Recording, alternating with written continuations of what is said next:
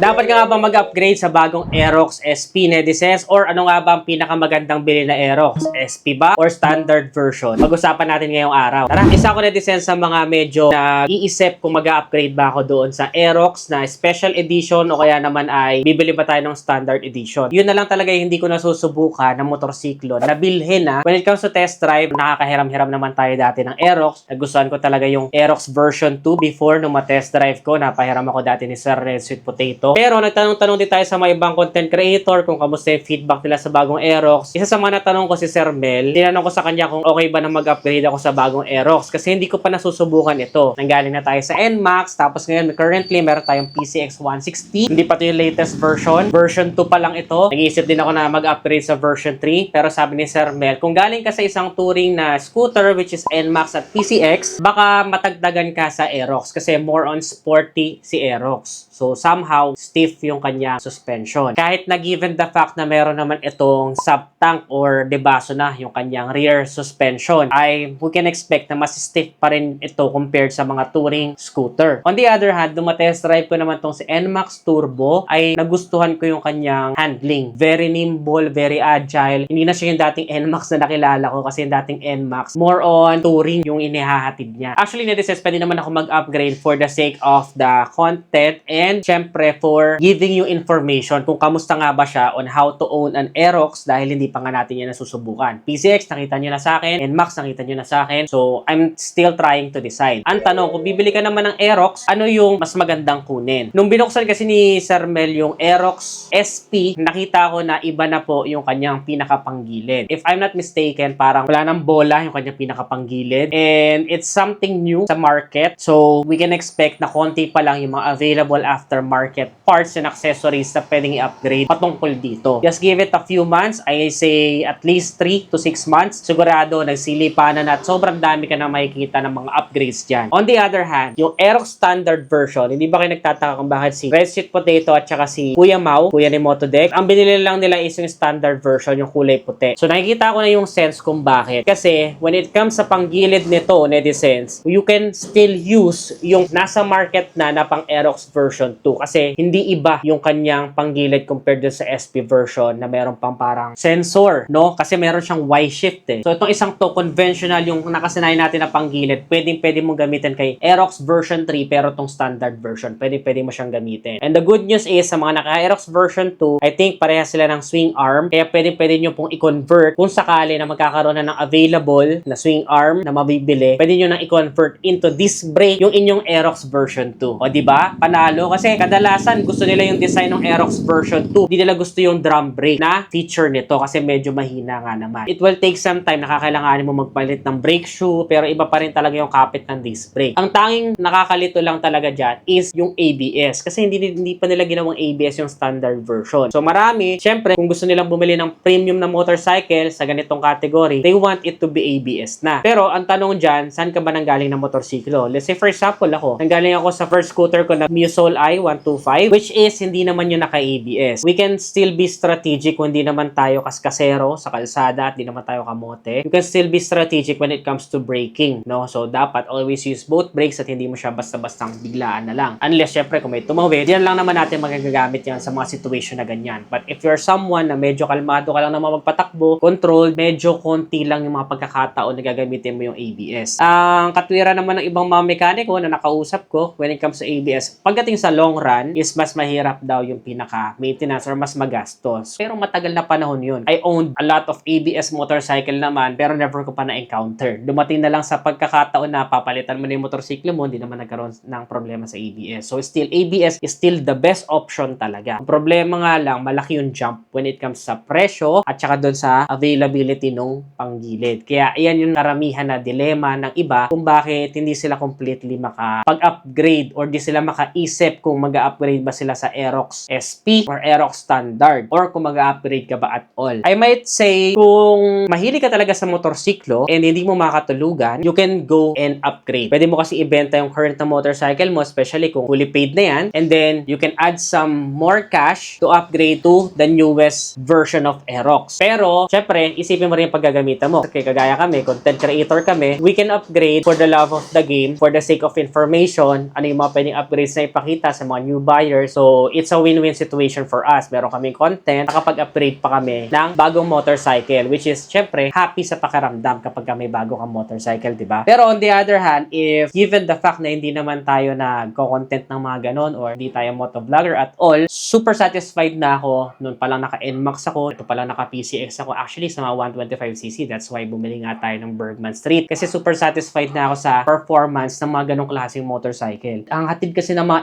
NMAX, ng mga PCX, kasama mo na si Bergman Street, is comfort. So, somehow touring itong mga motorcycle na to. So, you can expect the maximum comfort kapag ka dito ka sumakay. On the other hand, kung galing ka sa mga Mio o sa mga medyo mas sporty na mga motorcycle or scooter, perfect talaga si Aerox para sa'yo. Kasi nung nanggaling ako sa Mio Soul i125, hinahanap ko talaga yung sportiness ng isang motorcycle at naramdaman ko siya na para ako nagkaroon ng malaking Mio, which is yung Aerox. Bagay na bagay kung medyo aggressive ka magpatakbo, you like the sportiness of the feel, and also medyo type mo yung ganong aesthetic. Yung parang pogi, diba? Parang maangas, tapos yun, macho, brusco, and all. Yung parang yun yung hinahatid ni Aerox na looks. So, ngayon, netizens, I think decided ka na mag-upgrade kay Aerox, standard version is good enough. Para sa presyo niya, good enough. You can still use yung available na resources and accessories sa market na available para sa mga Aerox version 2. Magagamit mo na siya. May upgrade mo agad yung panggilid mo and all the other accessories na pwedeng i-upgrade. May i-upgrade mo na siya lahat. Ngayon, kung you have the extra money and importante sa yung ABS, go for the SP version. Hindi lang naman ABS ang kinalamang nun eh. May Y-Tech na tinatawag, which is yung meron siyang Y-Shift. So, mako-configure mo siya. At the same time, iba na rin yung display nun. Napakaganda. Parang sa kotse na. Tapos, aside doon, yun lang naman yung mga deal breaker niya. And one thing also na para sa akin is considering factor, syempre aesthetic. Mas magaganda yung mga colorway ng standard version. Just for my opinion ha. And of course, kung wala ka namang need para mag-upgrade, wala ka namang paggagamitan, wala namang dulot na maganda sa'yo, just be practical. Stay still at panindigan mo yung current na motorcycle mo. Kung wala ka namang magandang rason, aside from ego or self-satisfaction, you can just be practical and keep your motorcycle. Let's just say, kung hindi ako motovlogger, I'm satisfied with the PCX 160 na. So, hindi ko na i-consider to upgrade. But, naiisip-isip ko lang kasi nga, for the sake of information, syempre, na maihatid ko, ano ba yung pakaramdam to be an Aerox owner? Ano ba yung pakaramdam ng sportiness ng Aerox? Gusto ko lang din malaman yun. And syempre, para may content din tayo to keep the channel going, di ba? So, yun naman yun at the end of the day. It's still our job to deliver content. Kaya nga tinawag na content creator, we have to deliver relevant content na naaayon sa panahon at updated. So, yun yung isa sa mga rason. So, if you're someone na hindi ka naman motovlogger, wala ka namang mga ganong rason, okay ka na dyan sa current motorcycle mo as long as good condition naman yan. Pero kung luma na yan, palitin na talaga, ROI mo na, nanghihingi na siya ng upgrade, then that's the time that you can think about upgrading sa bagong Aerox. And also, make sure na kapag ka mag-upgrade ka, ay decision mo. Hindi nakabase sa ibang tao or sa opinion ng ibang tao. Kasi never ka masasatisfy kung gusto mo lang i-impress yung ibang tao. Make sure na ikaw mismo gusto mo siya. Don't let the opinion of other people affect your decisions. Kung gusto mo siya, period, upgrade mo siya. So, huwag kang magpadala sa iba na, okay, SP ka na, mas maangas yan. No? Dumulo ka na, di ba? Doon ka na sa top of the line. Make sure na naaayon una sa budget mo, sa preference mo, and sa personal choice mo, di ba? Huwag yung dahil sa iba. Yun lang, netizens. So, para sa akin, standard version is good enough. If important sa iyo ang ABS, which is talagang importante naman, you can stretch your budget to the SP version. Pero that's the only significant reason para sa akin para mag-upgrade doon. For the NMAX, almost same rule apply. I think the standard version still have ABS if I'm not mistaken. Correct me if I'm wrong. Pero kung naka-ABS yon standard version, tapos na usapan. I don't need the Y technology. I don't need that. Para sa akin, satisfied na ako sa current na nakasanayan natin na motorcycle. And isa yan sa mga natutunan ko nung pumunta tayo ng Vietnam at saka ng Indonesia is not really that important sa kanila yung mga high specifications as long as madadala ka ng motorcycle mo from point A to point B, reliable, matipid sa maintenance, matipid sa gasolina. That's the important thing para sa kanila. Kaya usong-uso sa kanila kahit mga semi-automatic, uso sa kanila yung mga dati pang motorcycle, hindi uso sa kanila masyado yung mga ganitong upgraded na motorcycle. Sa Pilipinas, big deal yan. Dahil sobrang love ng mga Filipino sa motorcycle. So, specification is non-negotiable for them. Magreklamo yan pag kulay lang ang in-upgrade na brand ng motorcycle. Oh, upgrade nyo naman yung motorcycle nyo, di ba? Kahit naman hindi bibili, parang personal satisfaction na yan ng mga enthusiast, ng mga rider. Na gusto nila na may nag-a-upgrade sa motorcycle every year. Gusto nila may major upgrade, may pasabog. Ayun lang, netizens. Comment your thoughts para sa inyo. Sulit ba na mag-upgrade? Anong dapat nyo i-upgrade? Standard version or SP version? Comment nyo naman dyan sa baba. Ano pa mga gusto nyo topic na pag-usapan natin next vlog? vlog. This is just a raw vlog, no? Kasi mas gusto niyo yung ganito eh. Parang kausap lang ako and parang magkumpare lang tayo nakatambay. Nagbibigay ako ng mga opinion dahil expertise din naman natin ang